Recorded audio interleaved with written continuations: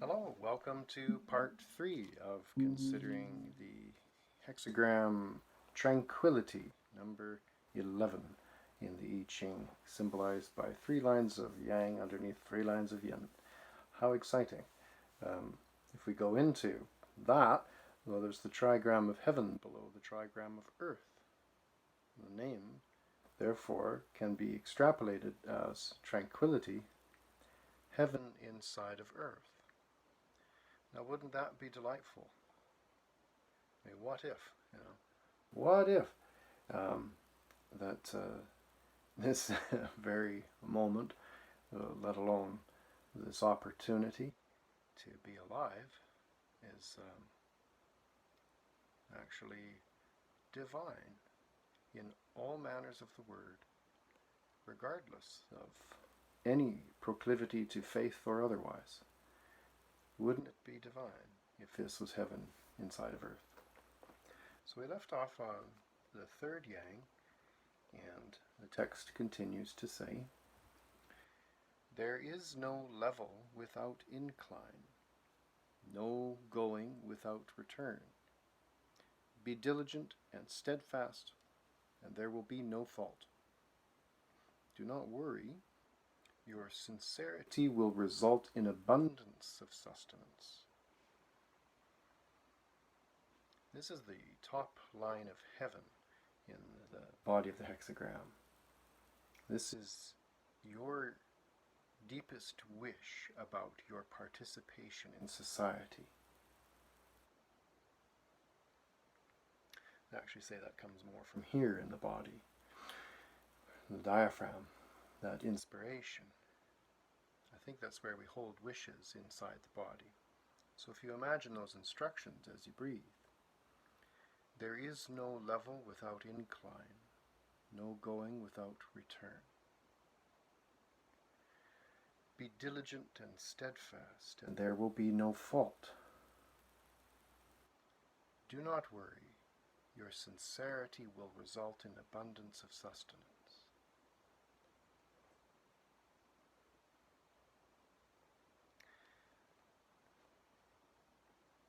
Calm confidence is, I think, one of the things I've learned most about I Ching, that it's best to walk through any door with calm confidence. You need to know that in yourself, and then just don't worry about what happens afterwards. The third line is in the middle of tranquility, and at the top of the yang lines. This represents the full development of tranquility. The pattern of things is like a circle. Those below will rise, and those above will descend. Tranquility that has lasted for a long time is inevitably obstructed. Therefore, in the prime of tranquility, when yang is about to advance, the text warns that there is no safety without danger, no evenness without incline. That means there is no such thing as permanent tranquility. When the text says that there is no going without return, this means that the yin must come back. When what is even inclines, and what has gone returns, then the situation turns into one of obstruction. You should realize that this is the natural inevitability, and dare not to be complacent in tranquility. As I said earlier, simple takes discipline. Always be diligent and wary in your thoughts, and make your actions correct and firm. Correct, from here, from that place of wish.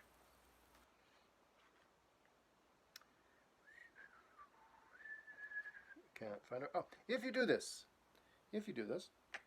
you can avoid fault. Right, just clarify, get really, really clear. I guess it's easier said than done, especially when it really matters.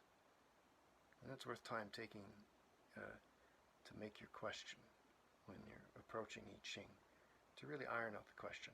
And I have a process about that I can email you. Contact me for details. If in the course of dealing with tranquility, once you can be diligent and steadfast, you can then preserve tranquility, attaining what you seek without bothering to worry. Not forgetting your aim is sincerity. If you are thus, your livelihood will be more abundant. That's a hot button there, livelihood.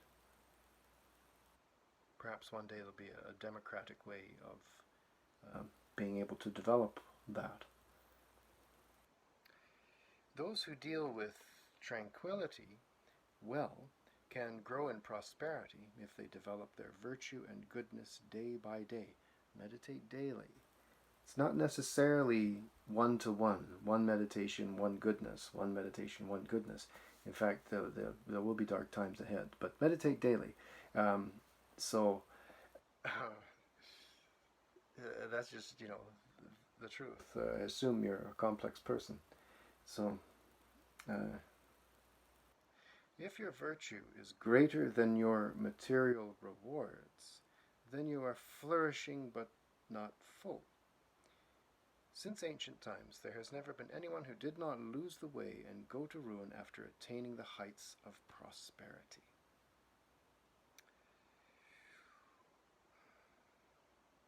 Flourishing but not full. So where is the line drawn about prosperity? How does this relate to tranquility?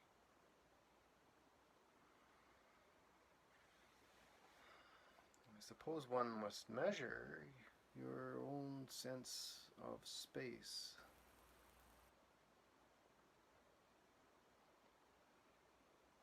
So that's yang number 3. Now it folds over into the top half of the hexagram, which is composed of 3 lines of yin. So this is the first yin line. Line number 4. 1, 2, 3, 4. Hope you're following. Anyway, look at pictures of hexagrams. We'll do that later. 4th yin.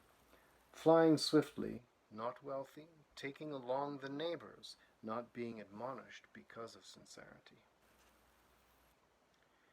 The 4th line is situated where tranquility has already passed the halfway mark. As the yin is above, its aim is below. And the aim of the 2 yins above is also below. The 4th flies swiftly downward with its peers. Here, neighbors means peers, and refers to the 5th and top lines. Yeah, downward aim, hey? If you miss all of the chief ingredients to tranquility, whoops, and it's not just about material wealth, so says the lesson in line 3. Of course, that's a facet, and comfort is important, but excess, it's a hard one to measure in this day and age. Excess, what's that? So, when people are wealthy and their peers go along with them, this is for profit. When peers follow those who are not wealthy, this is because they have the same aim. The 3 yins in this hexagram represent lowly people in high positions. Careful on that one. Who have lost their reality and aim to go downward. Therefore, they go along with each other, even though they are not wealthy. Their sincere intentions harmonize without needing to be admonished. That's dangerous, when we get to a higher spot. Then we stop hearing other voices that inform the panoply of one's detailed reality. The rise and descent of yin and yang mean the obstruction or tranquility of the time. Sometimes yin and yang combine, sometimes they separate. This is an eternal principle. Once tranquility has passed the halfway mark, then it is going to change. Even in the 3rd place, the sage still says you will prosper if you are diligent and steadfast. This is because the third place is right on the verge of the halfway mark, and if you know how to be careful, you can preserve it. The fourth has already gone past halfway, so there must be change. Therefore, the text speaks solely of the course of repetition and end.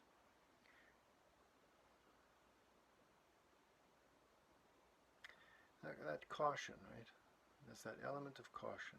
And it's coming here at the smallest impetus of yin, just at the balance point where it just exchanges. And I think that demonstrates just how intimate yin and yang actually are. That these aren't actually opposites. They're not actually, there's no Grand Canyon between the two. There's tremendous communication, tremendous involvement in the operation of one another. So describing yin and yang as opposites is kind of easy, but it's not accurate. It's very poor in description. Yin and yang are tremendously intimate. Since the fifth line is the focus of tranquility, the text again speaks in terms of managing tranquility. That portends to the next section here, which we'll read. So yeah, we're definitely even tranquility is like, I'm so tranquil. There is the lesson of caution, which is, as I said in the earlier videos, it's omnipresent throughout I Ching, and so too it's worthwhile to always have some caution in all moments of your life. It also helps with curiosity, which of course then helps with empathy. And what you do with the empathy, it's useful stuff. Fifth yin, the emperor marries off his younger daughter. Okay, so now we get into gender with the I Ching. Here we go. So again, everything in I Ching, in quality translation, at least, is metaphor. So the family position, birth order is a thing, whether we like it or not. Your relation in hierarchy to your siblings, the gender and sex of your siblings, this all matters. We know it matters, otherwise we wouldn't be talking about it so much. However, it just eventually becomes a set of facts. So when you hear the emperor marries off his younger sister, so I thought I said daughter earlier, but anyway, sister. These are metaphorical sort of family positions. Thus there is good fortune, very auspicious. Okay, that's where we're coming to. It is not certain which emperor this refers to historically, but it seems to be the one who established the custom of princesses marrying down. Although princesses had always married down, this emperor made it into a ritual to humble nobility through obedience to a husband. All right, so this is where this book gets very Confucius. No pun intended. So yeah, Confucian. I guess this is the end of this video. Definitely not. No. So again, we're back to metaphor. What is a husband? Well, does it have to be male? Does this have to, what does this actually have to be as a metaphor? When you take a wife, you take a husband, you take a spouse. Who is that spouse? What is that spouse? So it's not necessarily an actual husband, not actually an actual wife or an actual princess, but perhaps partner, perhaps companion to life, companionship itself. So it's not personified. What is this spouse? Who are we marrying? So the fifth yin is weak in position of leadership and corresponds with the second yang below, which represents the wise who are strong and enlightened. So the fifth is able to delegate authority to the wise and obey them. So sometimes it's hard to train the new boss, and so you got to give room to that person who's learning how to do their job. Give them information, empower them, recognize they're new. They don't have the answers. They're not mom and they're not dad. So it's good to delegate even if you're in a low position. But in humbling nobility and following yang obediently, there is good fortune, which is very auspicious.